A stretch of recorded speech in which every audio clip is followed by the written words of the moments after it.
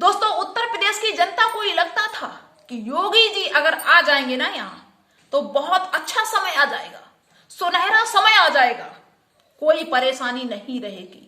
चोर उचक्कों के घर पे बिल्डोजर चलेगा, माफियाओं के घर पे बिल्डोजर चलेगा, जो अवैध कब्जा किए हैं उनके घर पे बिल्डोजर चलेगा, जो किसी को सताता है उसके घर पे बिल्डोजर चलेगा।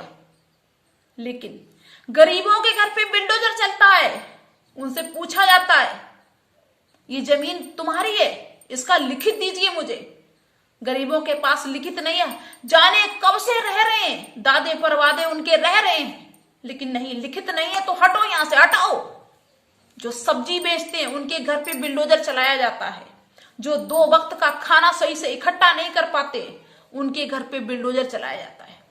और तो और यहाँ के युवाओं के कैरियर पे बिल्डोजर चला दिया गया। जिस दिन से योगी जी सत्ता में आए हैं, जब से योगी जी का कार्यकाल है उत्तर प्रदेश में, किसी भी विभाग में कोई वैकेंसी निकलती नहीं, सभी में रिक्त पद पड़े हुए हैं। और जैसे तैसे कुछ निकल भी आए कोई वैकेंसी तो वो पूरी नहीं होगी। दोस्तों, अभी 17 और 18 फरवरी को पुलिस का पेपर हुआ था यूपी में, 2 दिन पेपर था। दोस्तों, पेपर लीक हो जाता है, लेकिन यहाँ की सरकार, उत्तर प्रदेश सरकार का कहना यह है कि पेपर लीक नहीं हुआ है, ये अफवाह है, किसी ने अफवाह उड़ा दी है। जब धरना धरा जब युवाओं ने धरना रखा तो कहते हैं कि भाई मैंने जांच एजेंसियां लगा दी हैं। अगर सच में पेपर लीक हुआ होगा, कोई दोषी पाया जाएगा तो उसके लिए कार्रवाई होगी।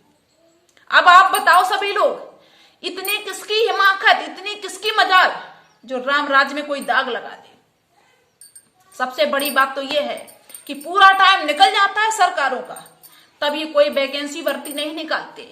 जब चुनाव का टाइम आ जाता है तब ये भर्ती निकालते हैं, तब कोई ना कोई मुद्दा लेके बैठ जाते हैं। भाई, तुम्हें यही टाइम मिला था, 1 महीने के भीतर फॉर्म भी भर गए, 1 महीने के भीतर परीक्षा भी हो गई, पीछे बहुत सारा समय निकल गया, तब करवा लेते। कोई भी भर्ती हो कम से कम 4-5 महीने का टाइम लगता है कि नहीं लगता है, बताओ आप सभी लोग। लेकिन यहाँ ऐसा ड्रामा चल रहा है, 1 महीने के भीतर सब कुछ हुआ। अब जब पेपर लीक हो गया है, धरना रखा युवाओं ने लखनऊ में, तब इन्होंने समझा कि अरे भाई समस्या में लगता बढ़ रही है, तब इन्होंने री एग्जाम को लेके टाल दी बात। अब कहते 6 महीने के भीतर हो जाएगी परीक्षा। अभी तुमको बहुत जल्दी पड़ी थी, 1 महीने के भीतर ही तुमने सब कुछ करवा लिया, अब तुमने 6 महीने का टाइम दे दिया। मतलब लाखों करोड़ों रुपए इकट्ठे करके तुमने युवाओं को जिस मोड़ पे पकड़ा उसी मोड़ पे छोड़ दिया। तुमको जो करना था, जो तुम्हें चाहिए था, वो तुम्हें मिल गया। अब युवा देखें तुम्हारी तरफ कि अब भाई कब पेपर होगा, 6 महीने के भीतर। अरे 15 दिन में करवा लेते अगर तुमको ये भर्ती करवानी होती तो। नहीं, अब 6 महीने मरो, 6 महीने कोचिंग सेंटर में मरो, ये हालत कर दी युवाओं की। यहां माँ बाप, अरे किसान है, अमीरों ने सपना तोड़ दिया है, गरीब और किसानों का। भटक रहे हैं वो जो गरीब हैं, रो रहे हैं वो जो गरीब हैं। गरीबों को पेपर नहीं मिला, पेपर मिला है अमीरों को, जो दिन रात मेहनत करता है।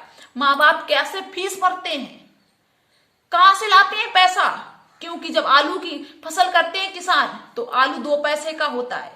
जब गेहूं की फसल करते हैं, गेहूं की फसल पूरी जानवर खा के चले जाते हैं, कैसे जैसे तैसे बच्चों को पढ़ाते हैं। और जब परीक्षा का समय आता है तो पेपर लीक हो जाता है। ये अमीर लोग गरीबों को जीने नहीं देंगे, आगे बढ़ने नहीं देंगे। दोस्तों, वो समय दूसरा था जब एक मजदूर का बच्चा डीएम बन जाता था। अब भाई बेशक कितना भी तेज हो, लेकिन अभी इतनी औकात नहीं कि एक मजदूर का बच्चा डीएम बन जाए। उनको मौका नहीं मिलने देंगे लोग, क्योंकि घूसखोर बैठे हुए हैं, पैसा देने वाले बैठे हुए हैं और पैसा लेने वाले बैठे हुए हैं। अब बताओ क्या करें, किधर जाएं? अब 6 महीने का टाइम दे दिया, अब 6 महीने फिर कोचिंग करें, 6 महीने फिर माँ बाप पैसे लगाएं। उड़ई जालौन कोई ऐसा है जिसके पास किराए तक के लिए पैसे नहीं थे, दूसरे से लेके युवा भाई हमारे गए झांसी, जालौन, उड़ई और घर नहीं आ पाए। परीक्षा रद्द, पेपर लीक हो गया, मानने को तैयार नहीं, बड़ी सख्ती के साथ में पेपर होगा दूसरा। क्यों? जब इतने सारे पेपर अभी तक लीक होते चले गए तो क्या तुमको ऐसा नहीं लगता था कि ये भी लीक हो सकता है? इसके लिए कड़े कानून बनाए, कड़े नियम बनाए कि भाई इसमें जो दोषी पाया जाएगा उसको हम 10 साल की सजा, 7 लाख जुर्माना प्लस और कोई कार्रवाई बढ़ा देते कि भाई इसका घर गिरा दिया जाएगा। जो बेचारे गरीब हैं, मजदूर, जो ड्राइवर हैं, किसान हैं, इनके लिए दुनिया भर के नियम बना लेते हो, काले कानून ले आते हो, लेकिन जो ये इसमें है, गलत काम कर रहे हैं, उनके लिए कोई कानून नहीं है। कौन दोषी पाएगा? कोई नहीं पाएगा, सब गोल मोल कर जाएंगे। मर रहे किसान कहां जाए? 3-3, 4-4 साल कोई भर्ती आती नहीं है, ओवरएज होते चले जा रहे हैं। क्या करें? योगी जी ने आर्मी 4 साल की कर दी, अब उससे क्या फायदा मिला बताओ?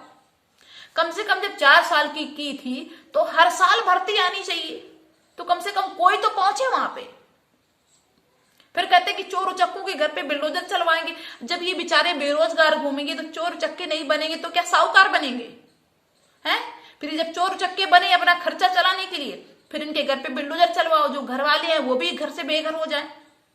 ये ड्रामा पाल रखा है उत्तर प्रदेश में, और ईवीएम की वजह से जीतते हैं, वरना हम तो कहते हैं कि इनकी औकात नहीं जीतने की, क्योंकि यहाँ लोग बहुत परेशान हैं। ये 5 किलो राशन से सबको खरीद लिए हैं। 5 किलो राशन से कुछ नहीं होता है। 5-5 कुंटल 10-10 कुंटल जानवर खाए चले जा रहे हैं खेतों में, तुम 5 किलो राशन दिखा रहे हो। परेशान है यहाँ की किसान, गरीब, युवा। चलो अच्छा है, करो जो कर लो, तानाशाही है ना, सब कुछ तुम्हारा है ऊपर से नीचे तक, जो मना है वो करो। भाई मुझे किसी की सरकार से कोई नफरत थोड़ी है। भाई जब कोई जनता किसी नेता को चुनती है तो उनके मन में यही सपना होता है कि भाई रोजगार मिलेगा, अच्छा काम होगा।